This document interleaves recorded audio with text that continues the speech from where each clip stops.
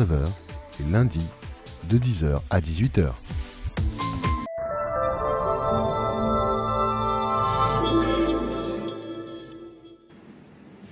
C'est l'heure du journal présenté ce soir par Philippe Reg. Bonsoir Philippe. Bonsoir Frédéric. Avant de vous laisser la parole, je rappelle quelques titres que nous allons développer au cours de cette édition.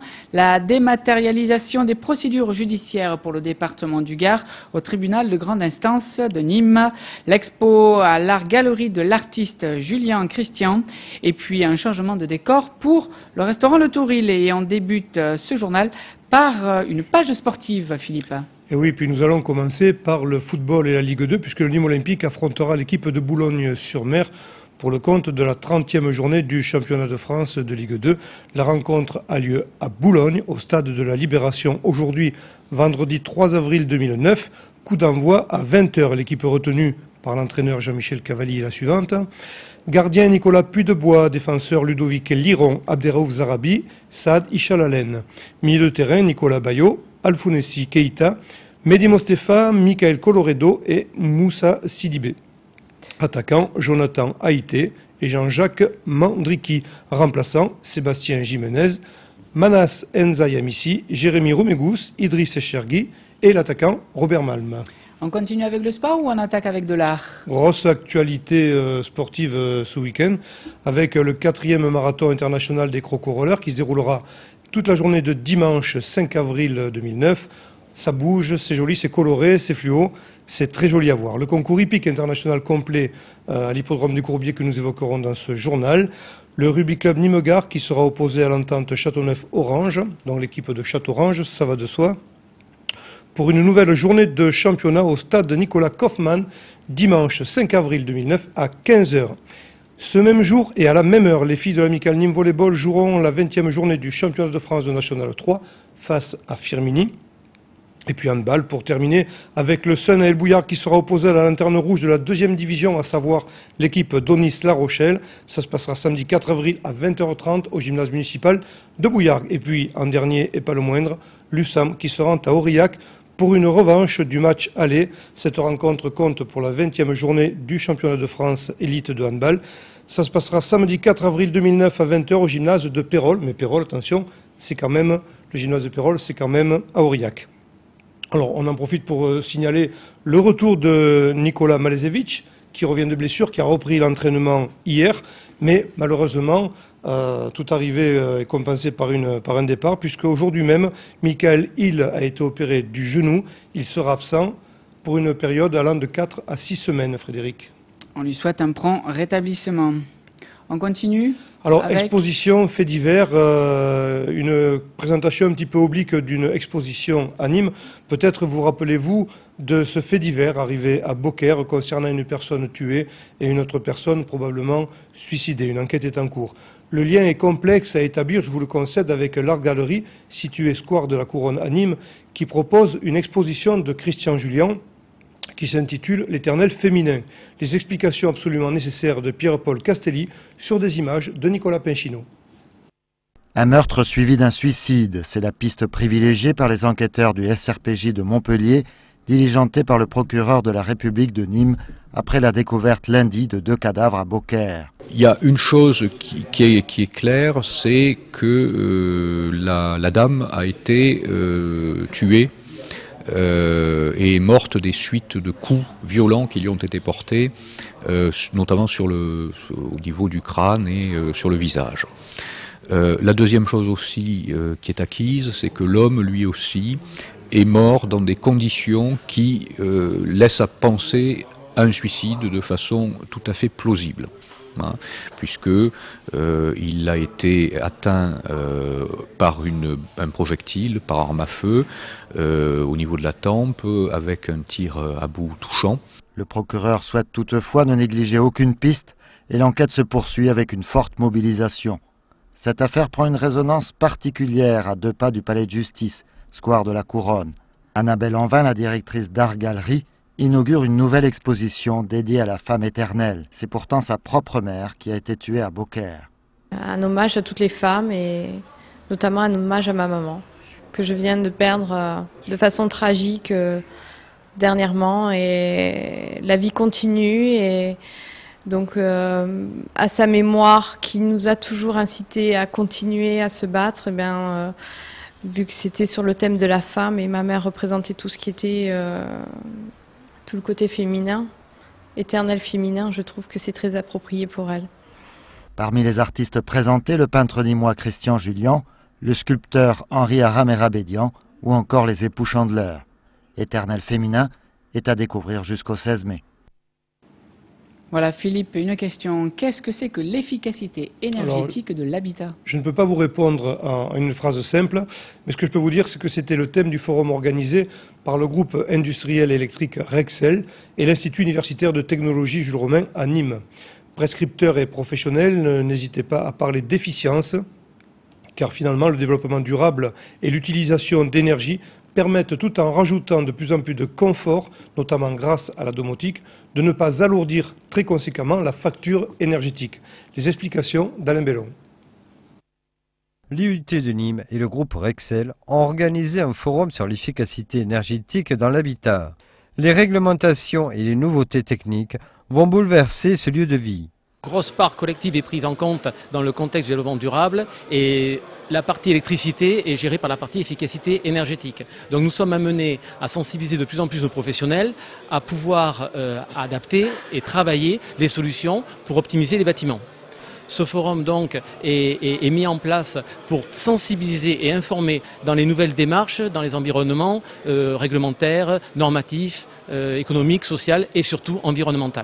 Toutes ces technologies et réglementations amènent les professionnels à s'informer et se former afin de répondre aux demandes de leurs clients. Aujourd'hui, il y a une révolution, c'est-à-dire qu'il y a des nouveaux métiers qui apparaissent.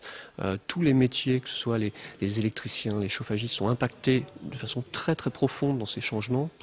Et il y a une norme, c'est-à-dire qu'il y a toute une réglementation thermique autour de ça, qui fait que toute la chaîne du bâtiment, tous les professionnels doivent s'adapter et faire en sorte, un, de respecter la norme, deux, de rentrer dans les budgets des clients. Il y a trois situations. Il y a je construis ma maison, je rénove, je réhabilite ma maison, ou effectivement je réponds à une panne ou à un dispositif qui est en panne. Dans tous les cas, il est évident qu'il faut des professionnels qui vont expliquer l'enjeu à chacun. Chaque projet est complètement différent, en fonction de l'isolation de telle maison, en fonction de la consommation, du mode de vie de chaque habitant, on puisse trouver la solution la plus adaptée. La bonne nouvelle, c'est qu'il y a énormément de solutions sur le marché. La mauvaise nouvelle, c'est que pour s'y retrouver, il faut des professionnels. Dans tout cet ensemble de professionnels, un seul nom va apparaître, l'énergéticien. Il sera le technicien de la maison et du confort. Direction maintenant l'hippodrome des Courbiers à Nîmes, Philippe. Oui, une structure sportive qui accueille ce week-end des samedi 4 et dimanche 5 avril 2009 le concours international complet.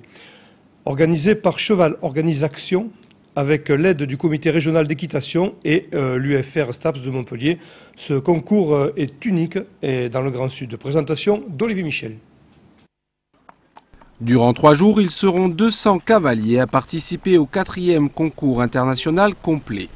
Issus de 6 nations telles que l'Espagne, l'Angleterre, la Suisse, l'Italie ou bien entendu la France, ils seront départagés sur 3 types d'épreuves, le dressage, le cross et le saut d'obstacle.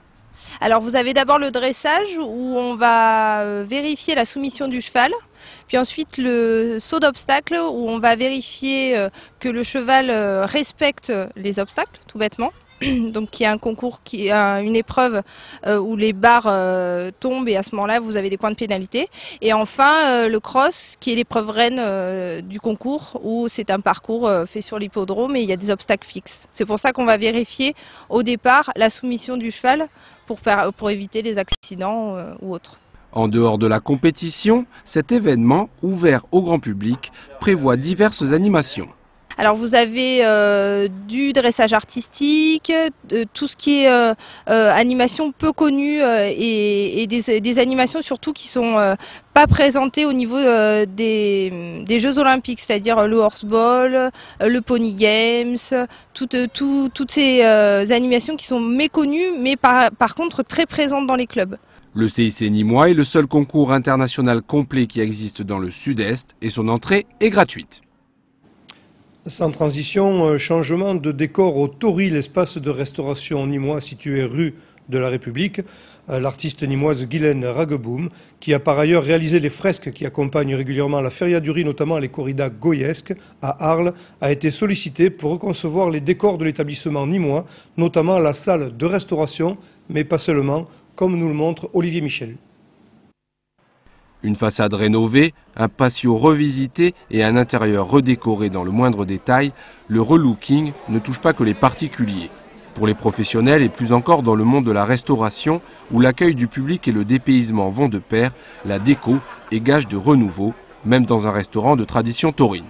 Le Tori a 5 ans aujourd'hui, même si c'est un lieu de tradition, on peut y apporter quand même un renouveau. Je pense que la totalité du concept est toujours soutenue. Au contraire, je pense que même ça a renforcé le côté taurin, quoi. Malgré ce qu'on dit, effectivement, le côté traditionnel et tout ça, ça l'a renforcé et je trouve que ça le met même en valeur, quoi. Le boom de la déco a ses professionnels et en la matière, une nîmoise excelle.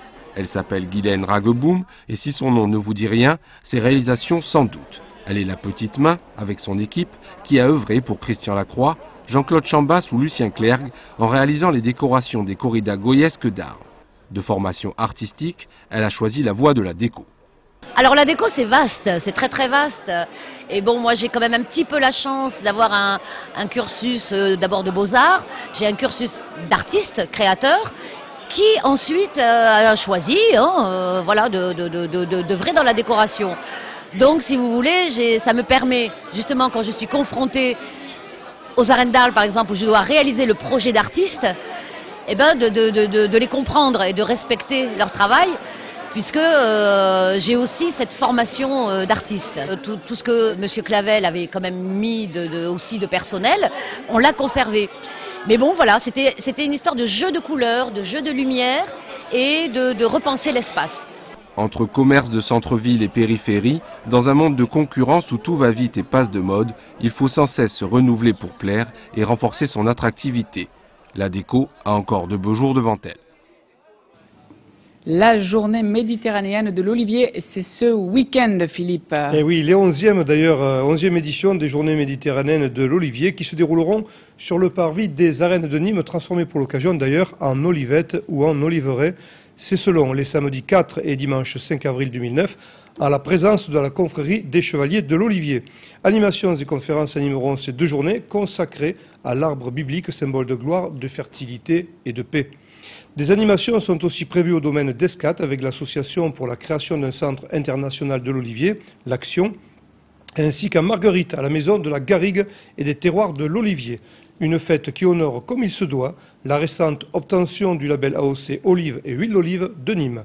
Démonstration de taille et greffe d'olivier, balade comté, atelier dégustation, tout cela est au programme dans ce reportage que nous vous proposons.